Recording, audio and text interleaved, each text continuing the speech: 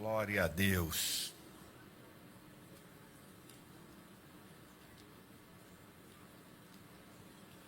Pronto. Pastor Ricardo Silva, vamos receber aqui com aplauso.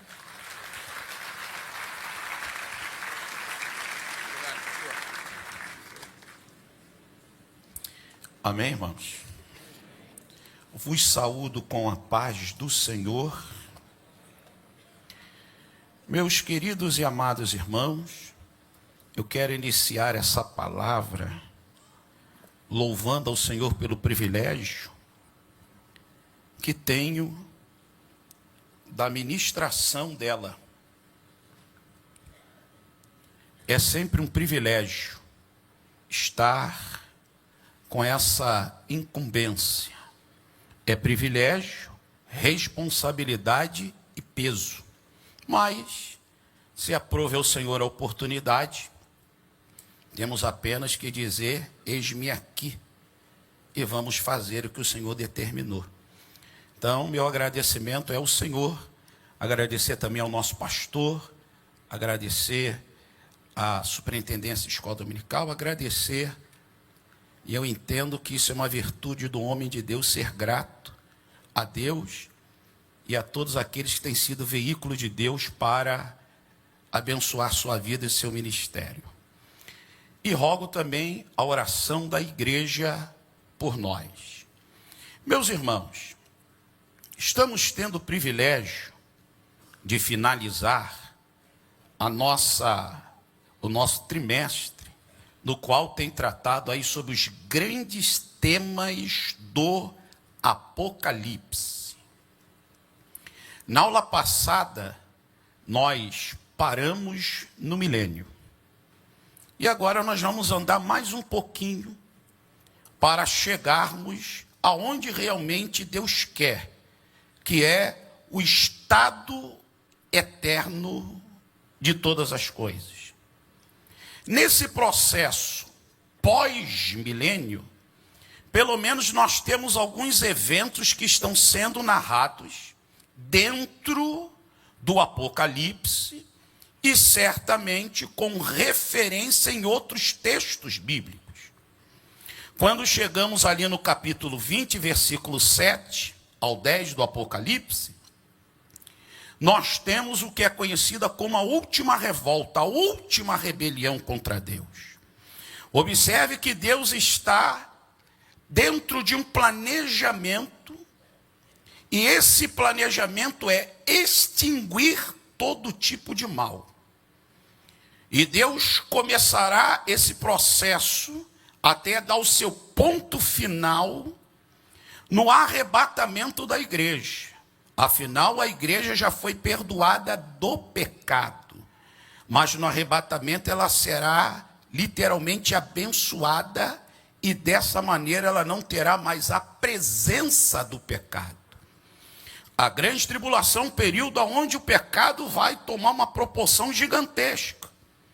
Mas depois, com determinados processos que Deus vai desencadear, como uma volta gloriosa, como o Armagedon, como a prisão de Satanás por 1000 anos, como o julgamento das nações, aí Deus introduz o milênio.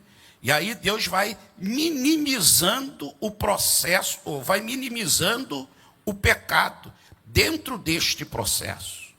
Só que o alvo de Deus é introduzir o reino eterno. E aí, milênio. Aí temos, para chegar a esse ponto final, a esse ápice, nós temos, inicialmente, o que a Bíblia chama de Gog e de Magog, que não tem nada a ver com a guerra de Gog e Magog de Ezequiel 38 e 39. Agora, chamo aqui a atenção aos irmãos do capítulo 7 ao 10 do Apocalipse. Observe que Satanás será solto. Depois de um período de 1000 anos que ele ficou preso. Capítulo 20, do versículo 1 ao 3. Ok? E veja que a sua natureza não muda, porque ele sai para seduzir as nações. E detalhe, essas nações que serão seduzidas são nações que desfrutaram de um período maravilhoso de prosperidade, de juízo, de glória, que foi o milênio. Só que o texto é claro que o Senhor, ao ver esta rebelião, ele destrói automaticamente todos os rebeldes, pega Satanás, e aí ele é lançado literalmente no Geena, no inferno, aonde já ali estará o anticristo e o falso profeta. Depois deste processo, veja que o Senhor está extinguindo o mal. Agora se dará o juízo final, que é o último juízo, à luz das Escrituras Sagradas, que também é chamado de trono branco. Aí é uma expressão que se extrai do versículo 11 do capítulo 20 do Apocalipse. E é daí que nós precisamos parar para entender acerca deste juízo.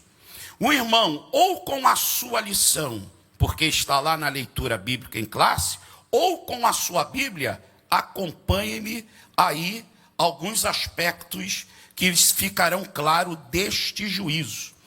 O versículo 11 diz: então vi um grande trono branco, e o que estava sentado sobre ele. Observe que o livro do Apocalipse sinaliza as experiências que João teve. Veja que por vários episódios ele fala, e vi. Certo? Outro detalhe, ele não usa uma palavra como, ele fala, vi. O como, ele estaria fazendo uma comparação. Quando ele fala vi, ele está usando a afirmativa. Estou vendo. O trono existe, é isso que ele está falando. E eu vi. Certo? Não é ilustrativo o trono, é uma figura real. Outra, o Apocalipse é o livro do trono. Faz várias referências ao trono. A primeira referência ao trono está lá no capítulo 3, 21, que é uma promessa para o vencedor. Quem vencer irá sentar comigo no meu trono. Promessa para o vencedor. Quando você chega no capítulo 4 do Apocalipse, que é o arrebatamento da igreja, a Bíblia diz, no versículo 3 e 4, que João, na figura da igreja arrebatada, quando ele é levado ao céu, ele já está diante do trono. Então, quando a igreja for arrebatada, a igreja estará diante do trono. Quando você chega nos versículos, capítulo 4, ali você lerá os versículos 8 a 11, você tem o primeiro coral do Apocalipse que louva diante do trono. Quando você chega no capítulo 5, a partir do versículo de número 8, estendendo até o 14, você lerá sobre o segundo coral que louva diante do trono. 4, 8 a 11 é o coral da criação que louva diante do trono. Capítulo 5, versículo de número 9 até o versículo 14, é o coral dos redimidos pelo sangue do Cordeiro que louvarão diante do trono. Só que esse trono que aparece no capítulo 20, versículo 11, não é um trono para vencedor, não é um trono para adoradores. Esse trono aqui é um trono de juízo, é um trono judicial.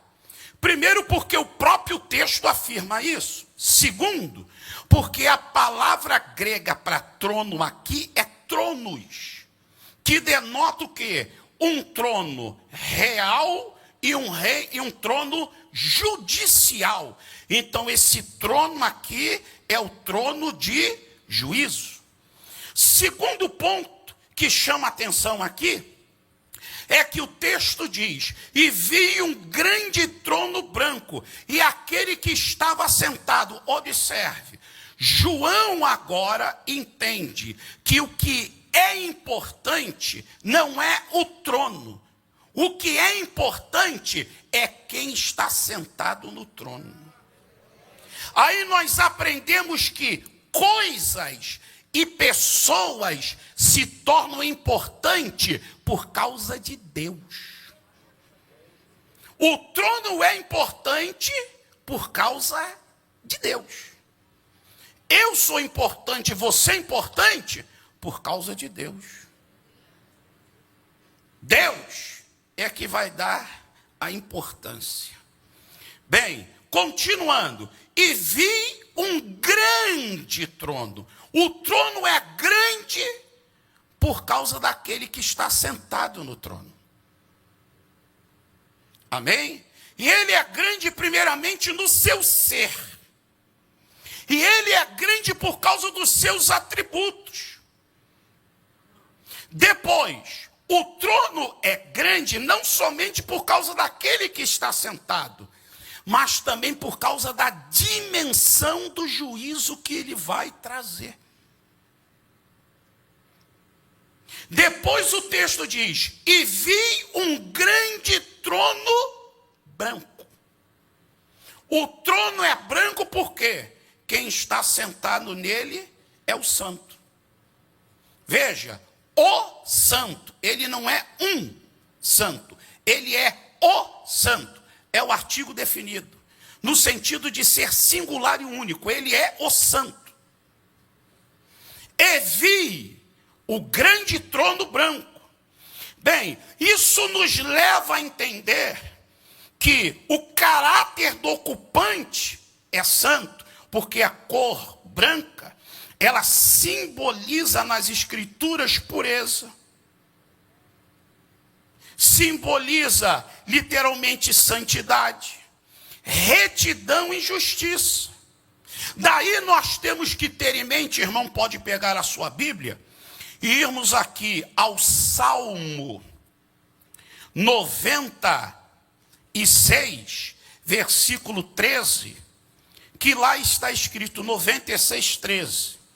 Perante a face do Senhor, pois ele vem, e ele vem julgar a terra, julgará o mundo com retidão e os povos com a sua verdade. 96, 13. 97, 1 e 2 do Salmo diz assim, Salmo 97. O Senhor reina, regozije-se a terra, alegrem-se muitas ilhas. 2. Nuvens e escuridão estão ao redor dele. Retidão e justiça são a base do seu trono. Então o trono é branco, porque aquele quem julga, julga com verdade. O trono é branco, porque aquele que julga, julga com retidão. O trono é branco, porque aquele que julga é justo. Amém, irmãos? E vi um grande trono branco. Agora, o que me chama a atenção ainda, olha mais uma característica do trono. Da presença dele fugiram-se a terra e o céu, e não se achou lugar para eles. Aqui está falando o quê? Do esplendor daquele que está no trono. Ou seja, ele é um ser tão esplendoroso, tão glorioso, tão majestoso, que quando o trono é introduzido e ele está sentado, tudo começa a desaparecer. Observe que na criação, a sua glória e a sua presença expandiu toda a criação. E ele colocou todos os astros no seu lugar. Mas agora, no juízo final, quando ele aparece, tudo foge dele. O que é isso? É a revelação da sua presença, da sua glória. Depois de nós podemos continuar a meditar, e o versículo 11 vai lhe dizer ainda, ó, da presença dele fugiu a terra e o céu, e não se achou lugar para eles. E o que estava sentado sobre ele. Até aqui, João está trabalhando com um anônimo. Ele não está dizendo quem está sentado no trono, mas ele está falando que tem alguém assentado no trono. Então o trono de Deus nunca está vazio. Deus está no trono. E nada abala o trono. Nada faz Deus dar uma mexidinha. Se Deus está no trono, Ele está soberano, governando sobre todas as coisas. Nunca se esqueça disso. Ele não perde o comando de nada. Agora, talvez João não especifique por entender que a igreja sabe de quem ele está falando. Por quê, pastor? Porque se nós formos à Bíblia, leremos que quem vai julgar é Jesus. E aí vamos tomar a nossa Bíblia aqui em Atos dos Apóstolos. Vamos aqui ao capítulo 10, 42. Atos 10, 42 diz aí: e ele nos mandou pregar ao povo e testificar que ele é o que por Deus foi constituído juiz dos vivos e dos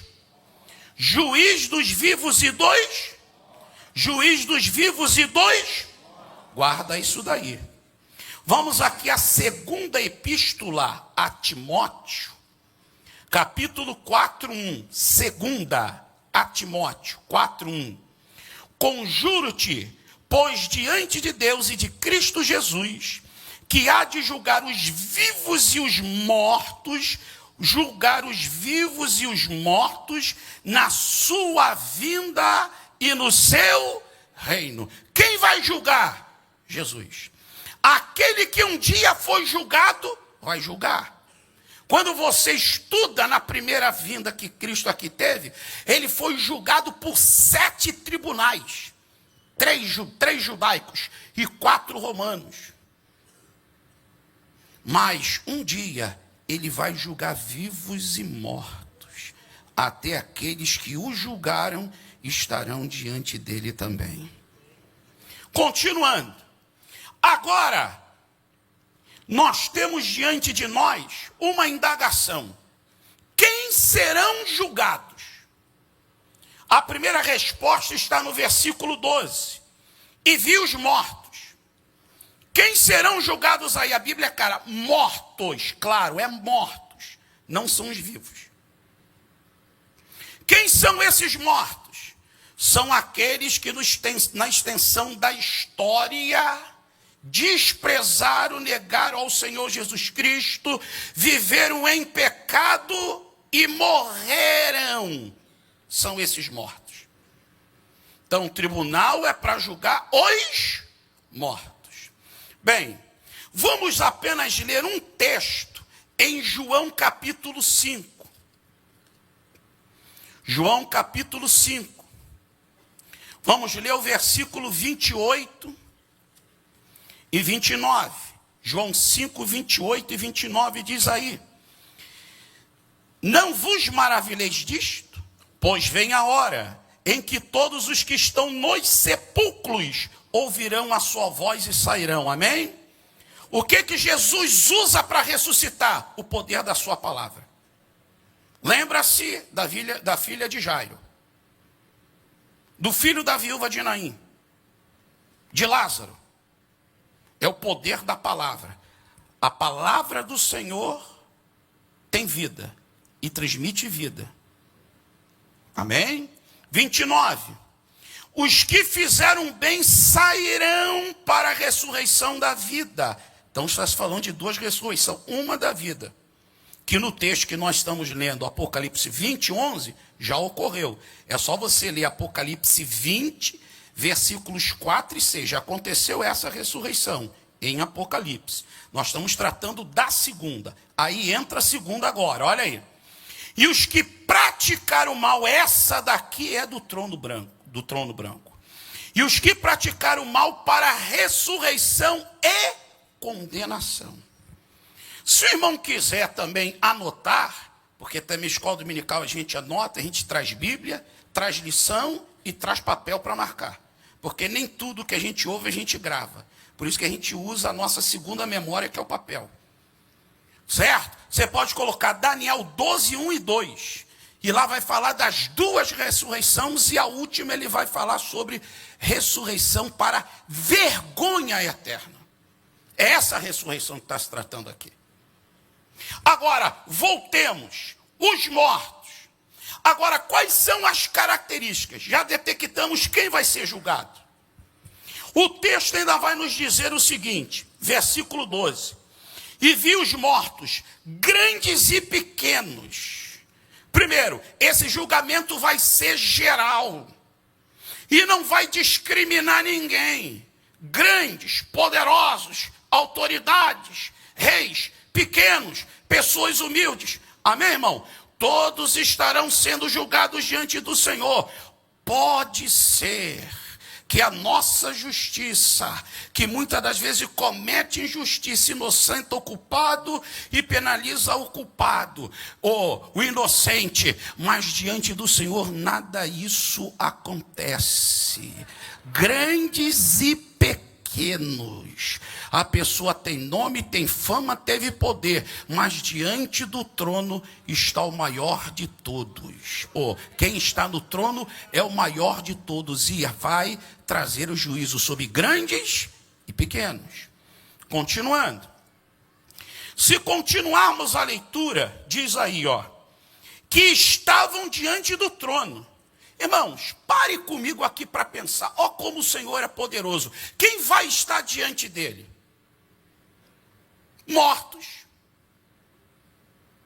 Mas esses mortos aí são pecadores. Mas olha a característica do trono. O trono é branco. É trono de santidade. Quem está sentado no trono é santo. Deu para você entender? E quando ele aparece, o trono aparece no versículo 11, tudo se afasta dele. Mas olha só, no julgamento ele vai permitir que mesmo esses mortos, pecadores, se aproximem do trono. É ele que vai permitir. Amém, irmãos? Ele julgará com justiça, mas também manifestará um pouco da sua misericórdia, permitindo que esses pecadores estejam diante dele, mesmo o trono sendo branco, mesmo ele sendo santo, e mesmo que quando apareceu o trono, tudo se afastou. Mas eles estarão próximos. Agora, continue aqui comigo. Olha só, estarão diante do trono. Um outro aspecto que eu quero chamar a atenção é o versículo 13. Leia comigo aí. O mar entregou os mortos que nele havia, e a morte e o além deram os mortos que neles havia, e foram julgados cada um. Então, outro aspecto desse julgamento será individual. Cada um. Não é coletivo. É o que, irmãos? Individual. Lá em Romanos capítulo 14, 12, Paulo deixa bem claro que todos compareceremos diante do tribunal de Deus para dar respostas. Ou seja, cada um é um padrão no julgamento de Deus, julgar individualmente. Um outro princípio que ainda está no versículo 12, voltemos ao 12. E abriram-se, olha a expressão, abriram-se livros, e abriu-se outro livro que é o da vida. Os mortos foram julgados pelas coisas que estavam escritas nos livros. O que nós aprendemos aqui? Que o julgamento do Senhor será claro, nítido. Observe a expressão livros. E depois a Bíblia fala livro. Certo? O irmão vai observar aqui que nesse julgamento não vai ter engano e nem mentira. Por quê, pastor? Porque quem está julgando diz, Deuteronômio 10 e versículo 17, ele é o Senhor dos senhores, o Rei dos reis, aquele que é majestoso, aquele que não faz acepção de pessoas e nem aceita suborno. Coisa linda, né, irmãos? Agora, observe, será claro. Mas será claro para quem? Para quem está diante do trono. Vai ficar cristalino. Jesus vai fazer questão de lembrar para ele tudo que ele praticou, todo o pecado que ele praticou. Eu estou sendo jogado no inferno por ser. Não. Vou fazer questão de abrir os livros. Deixar bem claro para você, meu filho. Aqui é um tribunal que a imagem da justiça tem uma venta, né? Não é isso aí? Só que diante de juiz, ele vê tudo. Ele não precisa de olheiro, ele não precisa de testemunha, ele não precisa de nada, porque ele vê tudo. Vamos voltar aqui. Bem, a base, olha o versículo 12 e 13. Se você ler o 12 e o 13, vai dizer o seguinte: segundo as suas obras. 13, cada um segundo as suas obras. Então o julgamento se seguirá segundo o que, irmãos? As obras de cada um. Ali está incluso o que, pastor? Comportamento. Ali está incluso o que? Palavras, ações e etc, etc. Então ele vai pegar tudo e vai colocar diante da pessoa. Certo? Agora, pastor, aonde está escrito tudo isso? As obras da pessoa, você já leu aqui, ó. Olha o versículo 12. Abriu-se outro livro, que é o da vida. Os mortos foram julgados pelas coisas que estavam escritas nos livros, segundo as suas obras. Então quer dizer que o senhor está falando, ó, escreve aí. Está na lista lá do nome da pessoa? É isso aí mesmo. Vai botando o que ele está fazendo. Vai e vai. Então lá em cima tem um registro. O texto é claro. Vamos continuar aí, irmãos. Esse julgamento será bem fundamentado. Versículo 12. Abriram-se o que, irmãos, hoje? Sabe o que a Bíblia está querendo dizer? Vai ter prova legal. Vai ter autos. Abre os autos da pessoa rapidinho aí. Vamos embora. Vamos ver isso daí. Não tem que ter prova, julgamento? Vamos para as provas. Não é só papo, não. Não se esqueça que o trono é branco. Não se esqueça que quem está ali é santo. Não se esqueça que ele não aceita pressão de ninguém. Que ele não aceita suborno de ninguém. Mas ele é tão justo que fala, abre os livros. Vamos abrir esse livro aí, rapaz. Vamos botar prova para esse povo ver que aqui o negócio é diferente. Ok, irmãos? Vai ser bem fundamentado. Quando João fala de livro, ele está usando um termo de metáfora. Uma linguagem de metáfora. Para nos levar a entender que no céu tudo é registrado. Agora, quando você analisa aqui, você veja, tem livros, e não se fala da quantidade dos livros. E nem do título dos livros. Qual o nome dos livros? Também não diz. Nós temos que ser fiel à passagem. Agora, a Bíblia vai falar de um livro, que é diferente dos livros, que tem nome. É o livro da vida. Certo? Aí, quando você faz uma pesquisa e uma análise, você pelo menos poderia dizer 6. Lá em Romanos 2,15, chamado livro da consciência. Salmo 19, 1 a 4, Romanos 1,20, o livro da natureza. Romanos 2,12, o livro da lei. Romanos 2,16 e João 12,48, o livro do evangelho. Lucas 16, 25 e Jeremias 17, 1, o livro das memórias. E Apocalipse 20, versículo 12, o livro das obras. Esses seriam os livros. Mas aí você tem o livro. O livro é o decisivo. Foi analisado todas as provas nos livros. Aí, tá tudo aí? Tá me ouvindo, né, meu filho? Tá bem claro na tua mente o que tu fez? Tá. Agora, pega o livro da vida. Vamos ver se o teu nome está nesse livro. Está vendo que não tem recurso, não tem apelação nesse tribunal? Guarda isso, meu irmão, na tua mente. Nesse trono, nesse julgamento, não tem promotor. Não tem jurado. E não tem advogado. Só tem juiz e réu. Abriu? Vamos ver. Vamos ver se dá para apelar. Lê aí, está o nome dele aí? Não. Consequência está no versículo 15. Geena, inferno. Bem, à luz da Bíblia, esse livro é chamado de livro da vida. Você já tem aí Apocalipse 20, versículo 15. Lá em Apocalipse 13, 8, é chamado do livro do Cordeiro.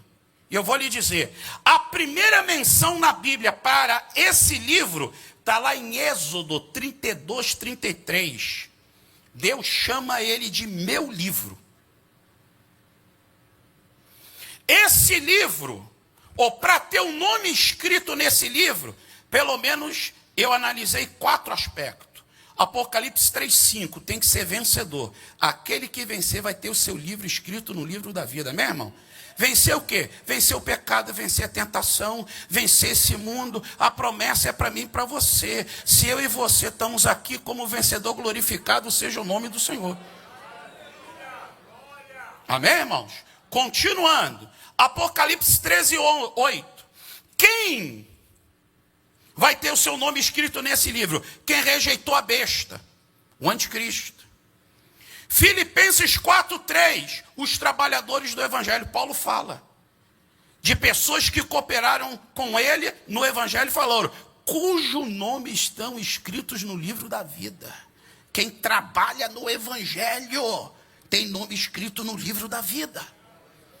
E o Salmo 69, 28, justos, que foram justificados pelo sangue, posição, e vivem como justo. Porque é um duplo conceito na Bíblia. Justo, justificado pelo sangue, Deus te vê inocente, sem pecado, mas você vive como justo. O nome está escrito no livro da vida. Agora, voltando aqui. Quais são as bênçãos de ter o nome escrito nesse livro? Lucas 10, 28. Jesus chegou para os discípulos, vocês estão maravilhados? Por verem demônios sendo expelidos, pessoas sendo curadas, alegrai-vos, porque o vosso nome está no livro da vida. Amém, irmão? O meu nome no livro da vida traz alegria. Daniel 12, 1 e 2 traz livramentos. Apocalipse 17, 8 me evita que eu vá para o inferno. E por último, Apocalipse 21, 27, proporciona a minha entrada lá na Jerusalém celestial. É como, trazendo um exemplo, um anjo à porta, você passa lá e fala, teu nome é tal, está aqui, pode entrar. Está aqui, pode entrar. Daqui pode entrar. Jerusalém celestial, o reino eterno de nosso Senhor e Salvador Jesus Cristo, promessa para mim, promessa para você. Você pode glorificar ao Senhor?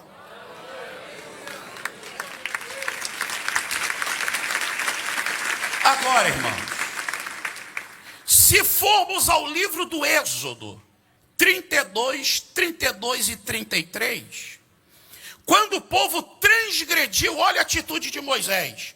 Moisés vai à presença de Deus e diz, Senhor, se tu não perdoares o pecado deste povo, digo, risca o meu nome do livro que escreveste no céu. Aí no 33 Deus fala, riscarei do livro, do meu livro, o nome que eu quiser. Deu para você entender? O que nós aprendemos ali? Existe um livro no céu, já lá em Êxodo, que o nome dos salvos estavam lá. E Moisés sabia que o nome dele estava lá. E ele sabia que o que fazia o arriscar, ser arriscado o nome, se a pessoa transgredisse. E ele sabia de uma coisa, que quem coloca o nome em risco é Deus. Deu para você glorificar a Deus? O meu nome e o teu nome foi escrito por Deus. Deus não mandou anjo escrever o teu nome, nem meu nome. Meu nome está escrito pelo próprio Deus. E Moisés sabia disso. Deus, tu escreveu o meu nome aí. Glorificado seja o nome do Senhor. Você e eu somos conhecidos por Deus. Deus sabe o teu nome. E Ele sabe escrever o teu nome também. É por isso que a gente glorifica o nome do Senhor. Pessoas podem esquecer de mim e de você. Mas Deus não se esquece do teu nome, do meu nome. E Ele escreve o meu nome e o teu nome. Bendito seja o nome do Senhor. É promessa para a igreja, é promessa para a gente.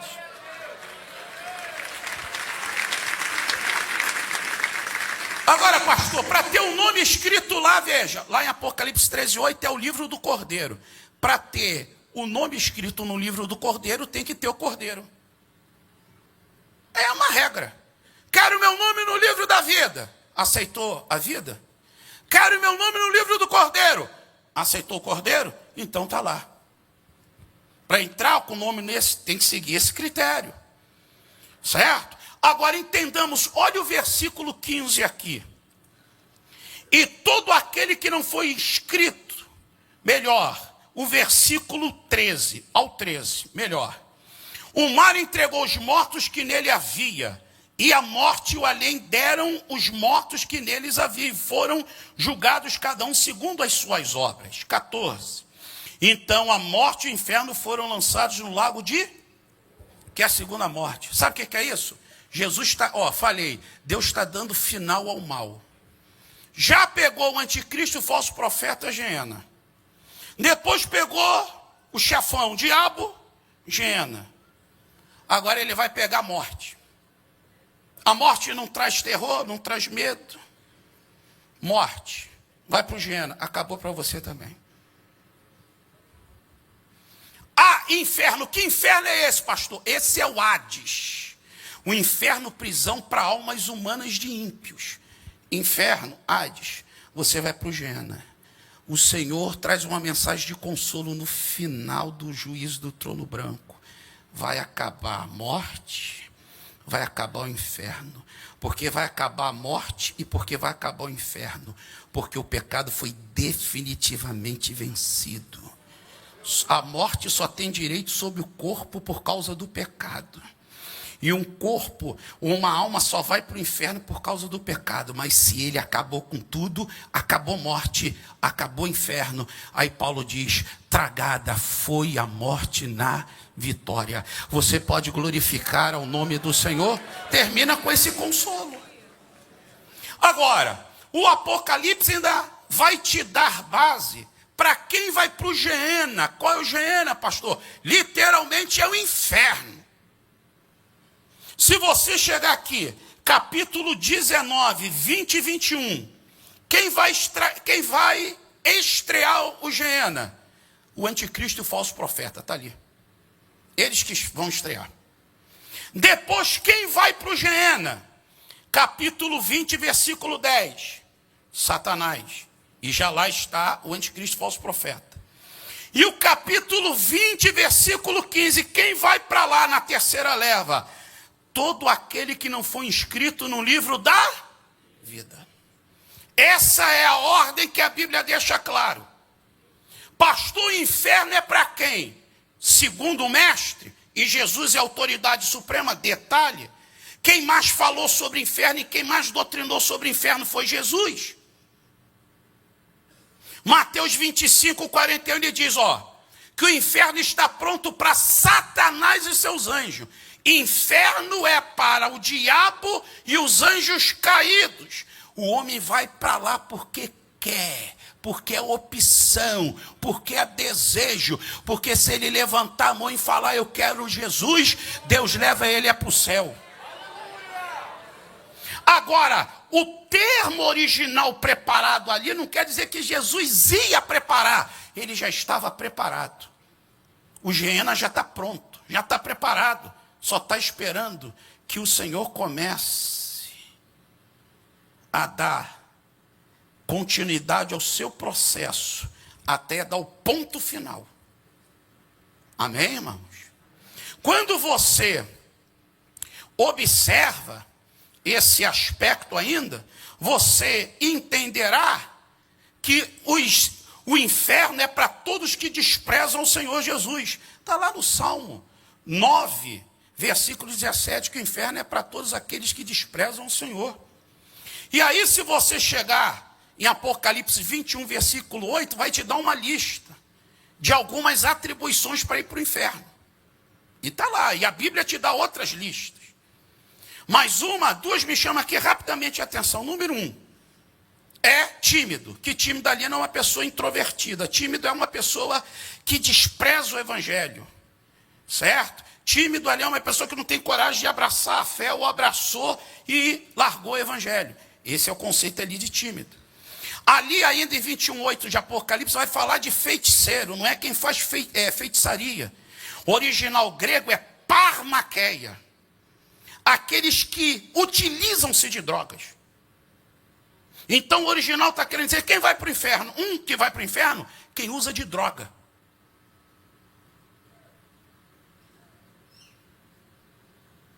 Entendido? Lista.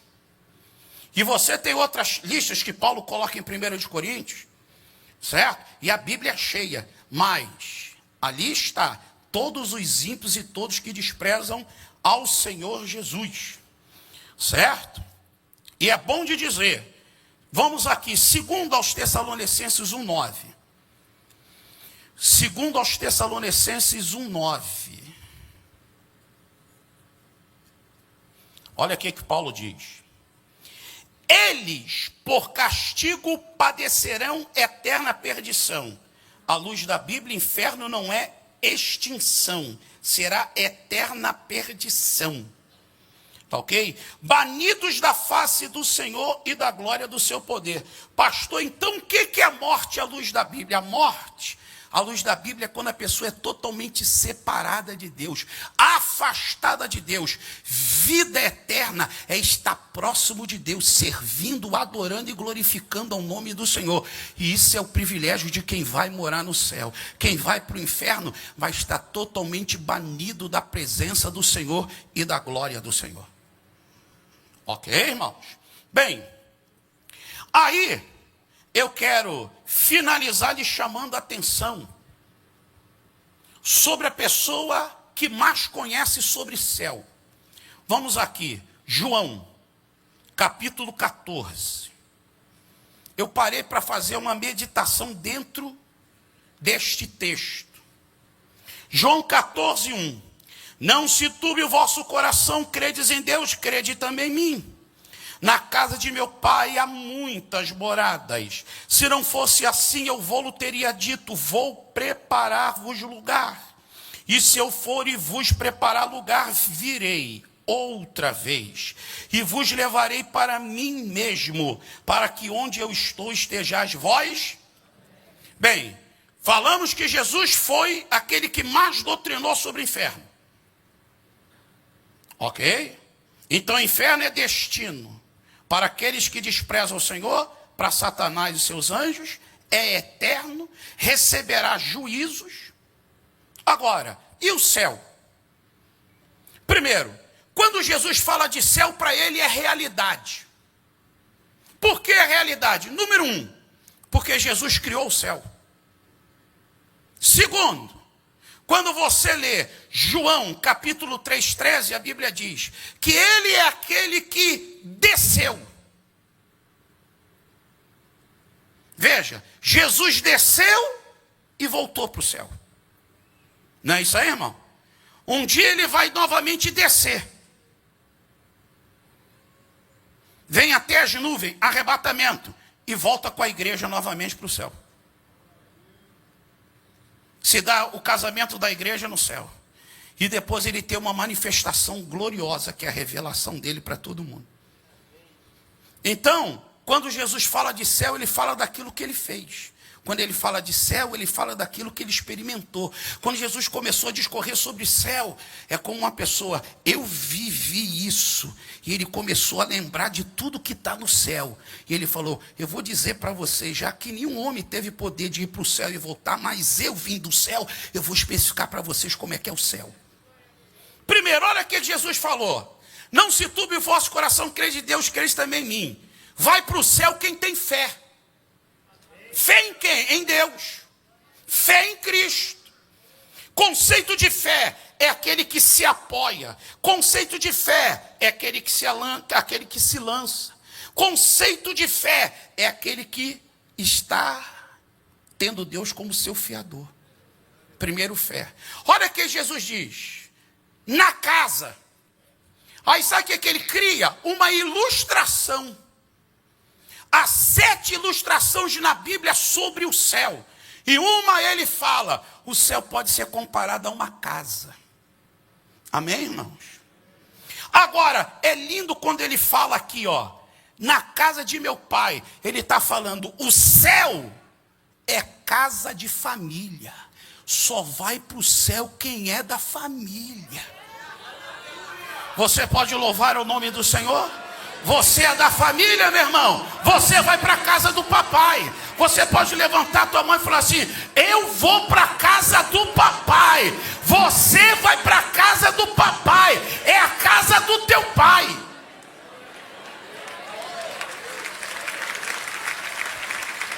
Olha que ele continua dizendo, na casa de meu pai. Ele diz, há muitas moradas. Ele diz 2 coisas. Primeiro, na casa do papai é espaçoso. E é confortável, hein? Fica tranquilo. Ninguém vai morar em meia boca. Ninguém vai morar em meia água. Isso aí, na laje, isso aí é verdade. Ninguém vai ficar esperando, não, meu irmão. Na casa de meu pai há muitas moradas, é espaçoso. O céu é confortável. Isso quer dizer, pessoas vão aceitando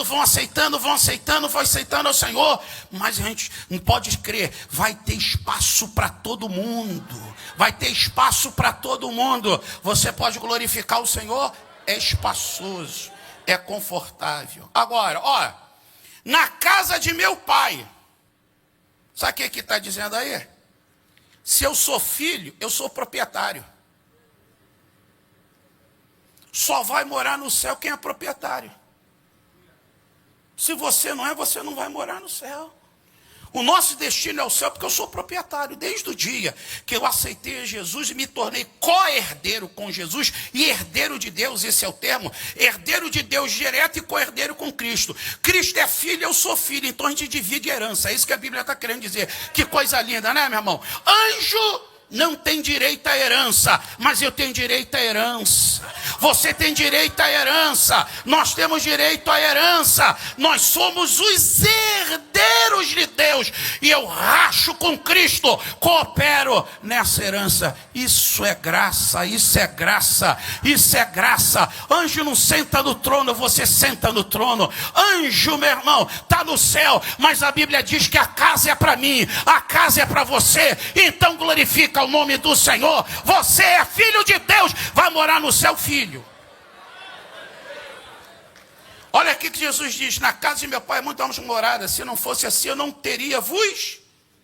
Ó, vai morar no céu quem tem a promessa viva no coração. O que Jesus disse, ó. Na casa de meu pai há muitas moradas, se não fosse assim eu vou-lo teria dito.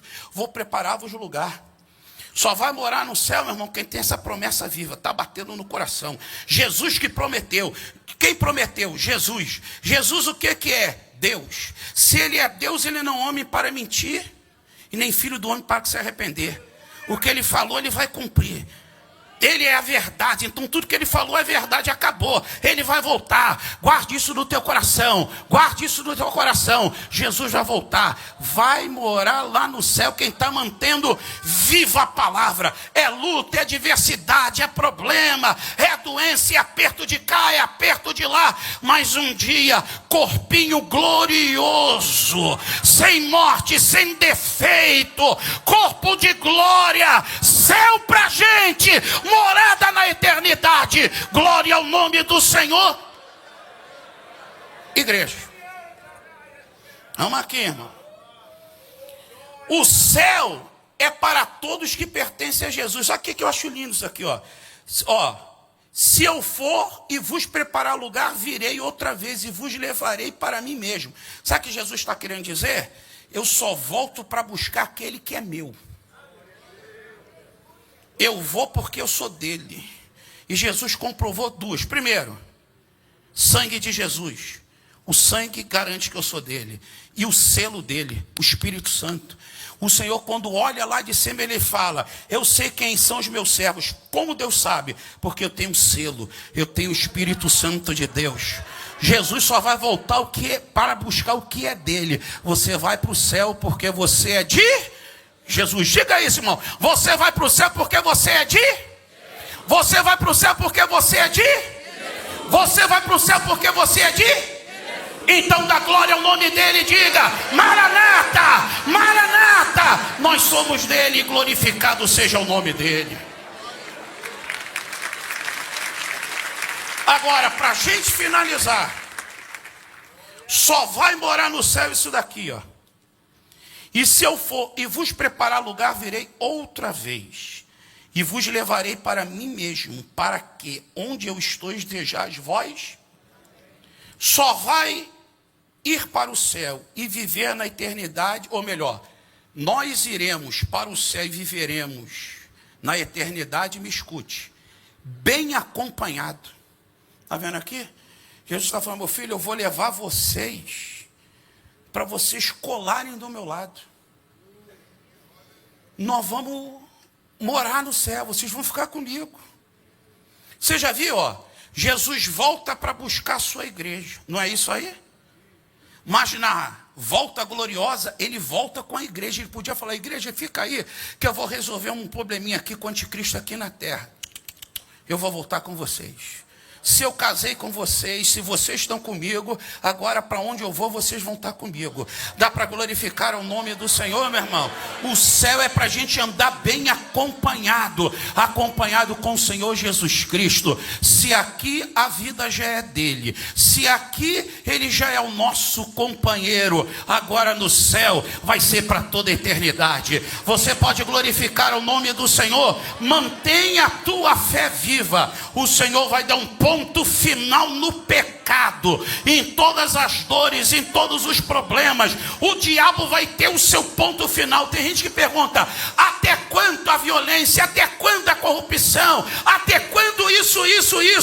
A gente vem para EBD e sai daqui dizendo: Deus vai dar o ponto final nisso tudo. O ponto final de Deus vai vir nisso tudo. E sabe qual é o teu destino e meu irmão? Céu.